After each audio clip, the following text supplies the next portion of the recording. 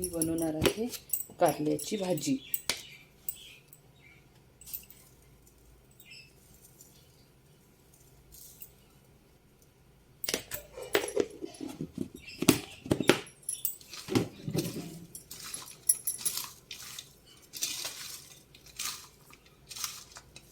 सर्वप्रथम कारल्यामध्ये मीठ टाकून मी कारल्याला चांगली याच्यामध्ये मिक्स करते, म्हणजे याचा कडू पण पूर्णपणे निघून जाणार।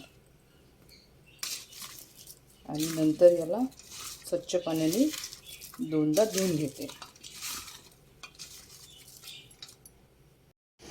बघा मी कारल्याला स्वच्छ धुतले 2-3 पाण्याने। आता मी याला आधी फ्राय करते तेलामध्ये। बघा मी कारल्यामध्ये टाकायसाठी कांदा घेतला, कांदा चिरून घेतला, मिरची चिरून घेतली, टमाटर घेतले आणि कारले स्वच्छ धुवून घेतले आहे। बघा मी कढईमध्ये तेल घातला आहे, याला मी आधी चांगले तापवून घेते, नंतर मी कारलेला फ्राय करते। बघा मी तेलामध्ये एवढे कारले टाकले आहे। आधी मी याला थोडंसं फ्राय करते, थोडं फ्राय करते। अशी कारल्याची भाजी खूप छान वाटते। ही भाजी कडूसुद्धा वाटत नाही। बघा मी कारले असे फ्राय करून घेतले सर्व छान।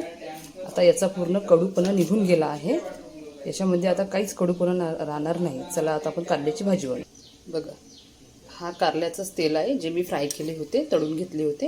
आता मी याच्यामध्ये कांदा घालते सर्व। याच्यामध्ये मी कांदा घातला आहे,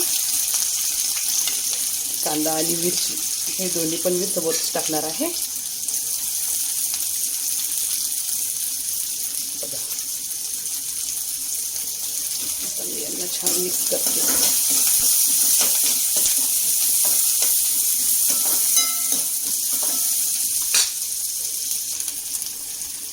बघा कांदा मी जास्त तळून घेत नाही, मला कांदा आणि मिरची थोडीशी ओलसरच आवडते कारल्याच्या भाजीमध्ये। याच्यामध्ये मी थोडासा हिंग टाकला आहे, आधी मी याच्यामध्ये थोडंसं हिंग टाकला आहे।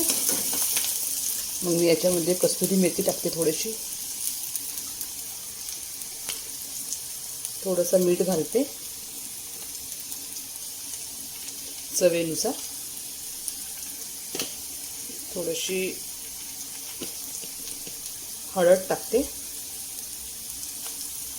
आणि थोडासा कलरसाठी थोडासा मी त्याच्यामध्ये तिखट टाकते थोडंसं, आणि याला मिक्स करते।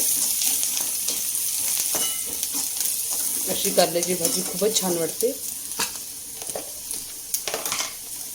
थोडासा लसूण अद्रकचा पेस्ट सुद्धा टाकते मी याच्यामध्ये।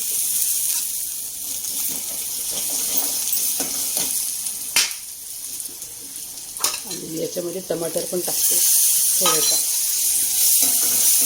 खूप छान वाटते अशी भाजी, त्याच्यामध्ये बिलकुल कडू पण राहत नाही, कडू पण सर्वच मिक्स। कांदा टमाटर सर्व मिक्स झाला आहे। आता याच्यामध्ये मी पूर्ण सर्व कारले टाकून देते।